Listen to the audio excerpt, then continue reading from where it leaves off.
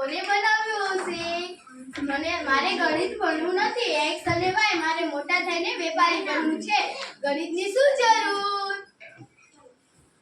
એલા રાજુ, તે અમને ઓળખ્યા છે, અમે અંકો છીએ. જો અમે ના હોય તો તારો વેપાર કેવી રીતે ચાલશે? હું ના હોઉં તો તું ગણતરી ક્યાંથી શરૂ કરીશ?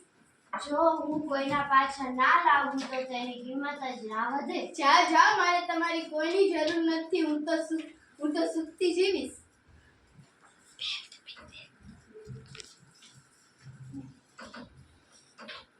કાકા, મને 5 ચોકલેટ આપો.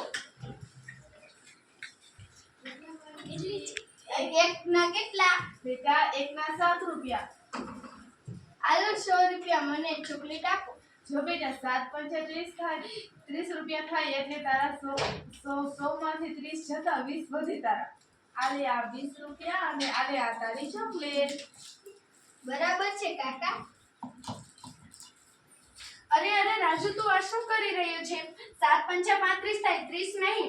જો 100 માંથી 35 બાદ કરીએ તો 65 રૂપિયા વધે. તે 45 રૂપિયાનું નુકસાન કર્યું છે. અરે રે, આટલું બધું નુકસાન? જો રાજુ, ગણિત ફક્ત ચોપડીમાં જ નથી, તે તારા ખિસ્સામાં પણ છે. જો ગણિત ન આવડે તો જીવનમાં બધા તને છેતરી જશે. ટીચર, સમજાઈ ગયું મને. ગણિત આપણા જીવનનો પાયો છે. રસોડાથી લઈને અવકાશ સુધી ગણિત જ છે. ગણિત સાથે દોસ્તી કરીએ, ડરને